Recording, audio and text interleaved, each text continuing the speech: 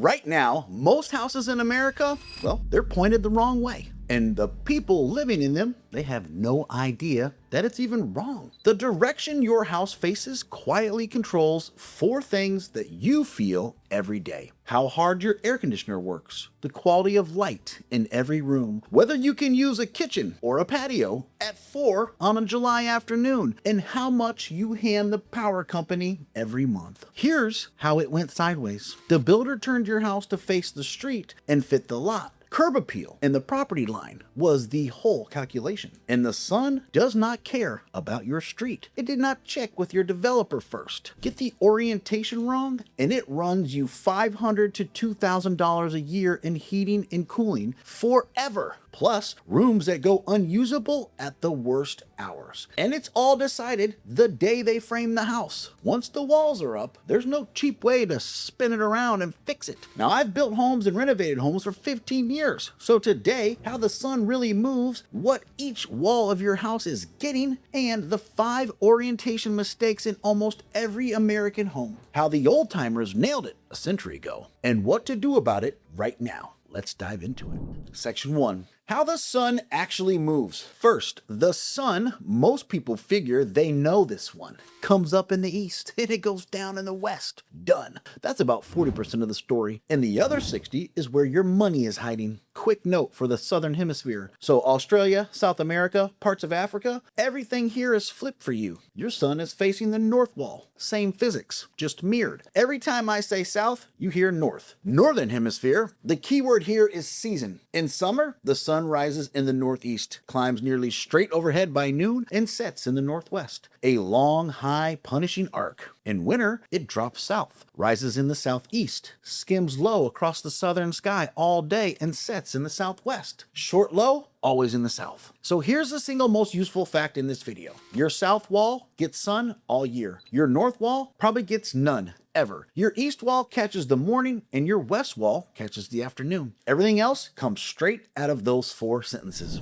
Section 2. What each wall is really getting. Now, wall by wall, because each one is totally different piece of real estate, the south wall is the best one you own. Sun all day, all year, and that's easy to control. In the summer, the sun is high, so a normal roof overhangs shade on the wall. In the winter, it drops low and slips right underneath that overhang to warm the room for free. This is where your main living areas and your kitchen belong, and where your solar panels go, up on that south-facing roof. The west wall is the one that fights you. From about 2 in the afternoon to sundown, it's the hardest sun in the house. It's dropped low, so it comes in almost sideways, right at eye level. And that overhang that saved you on your south wall does nothing, because the sun, well, goes under it. This is where it cooks a room from 3 feet away. Respect the west wall. It does not respect you. The east wall is a friendly one. Warm sun from sunrise to about 11, then cool all afternoon. Great for a breakfast nook, a home office, maybe even a gym. The catch is the bedrooms, because in the summer, the sun blasts in at 5 in the morning and cooks the room before your AC catches up. And the north wall, well, that's the dark side. No meaningful direct sun all year. Coldest, dimmest wall you got, which makes it perfect for what you don't sit in. Garage, mudroom, laundry, storage. The one thing you never want there is a room you actually live in. So now you can walk into almost any house in America and spot where the builder put the wrong room and the wrong wall. Before I get into the 5 biggest ones, the quick thing.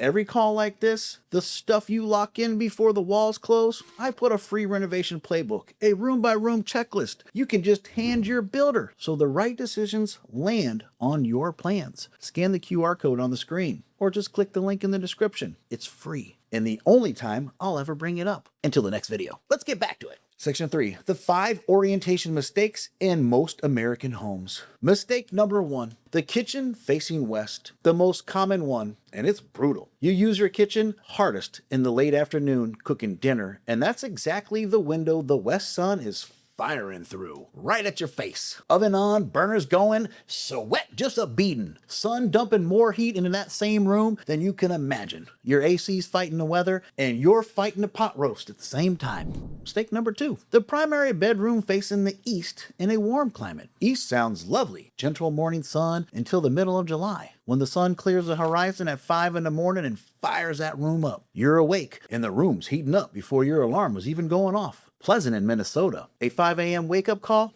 In Texas. Mistake number 3, the great room facing north. Now this is one of those that makes a house feel gloomy and nobody can say why. 0 direct sun all year, so your biggest, most used room sits a little dim and cold, and you're flicking on lamps at 2 in the afternoon just to feel normal. Mistake number 4, and this one drives me crazy. The garage on the south wall. That south side is the best real estate on the whole house, and builders hand it to your car because the garage is what faces the street. So the room you actually live in gets shoved on the cold north side. Your lawnmower is living better than you are. What a shame. Mistake number 5. The outdoor space facing west. Your deck, your patio, the outdoor kitchen facing west. It's a furnace from mid-afternoon through sunset all summer, which is exactly when you want to be out there. Sunset drinks, kids running around after dinner, and you can't use a bit of it because the whole space is baking you like an oven. Now, this is how the old timers got it right. And this is what gets me. None of this is new. We've known this. And then we forgot about it, maybe on purpose. Look at almost any house built before 1950, before central air, and the whole thing was turned to the sun. Because the sun was your heating, your cooling, and your lighting. Get it wrong in 1910, and you were cold all winter and miserable in the summer, with no thermostat to save you. So, they got it right.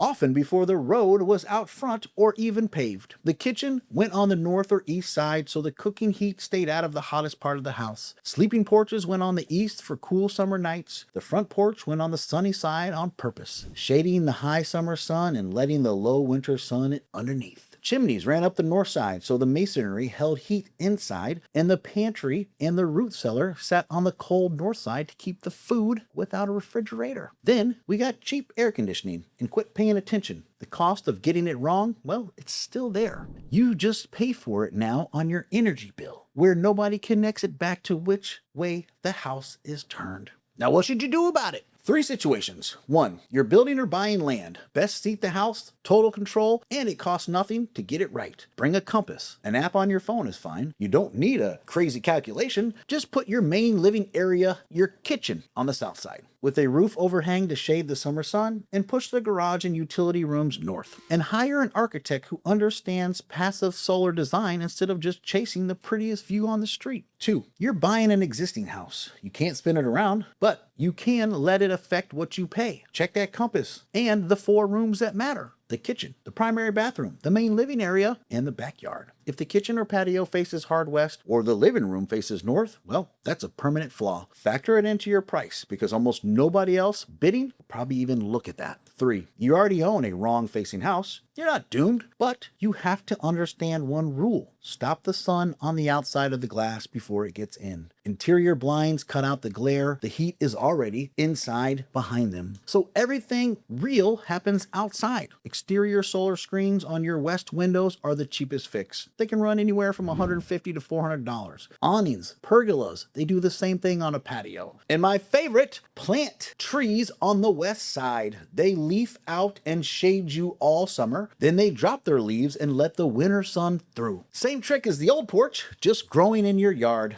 So, one breath. The way your house faces decides how it feels, how it lives, and what it costs to run. Your south wall is gold, your west wall is a fist fight, and the builder who put your house up was staring at the road when he should have been looking at the sky. If you want a full room-by-room checklist to get all this on your plans before the walls go up, click that link in my description. Now here's my prediction, and my money is always on the west-facing kitchen being the one that got a whole bunch of you. You're standing in it right now, finally figuring out why it turns into an oven at dinner time. So open up your compass, tell me in the comments which way your kitchen actually faces and whether it's been quietly cooking you or it's perfect because your builder got it right. I'm Blake, and I'll see you on the next one.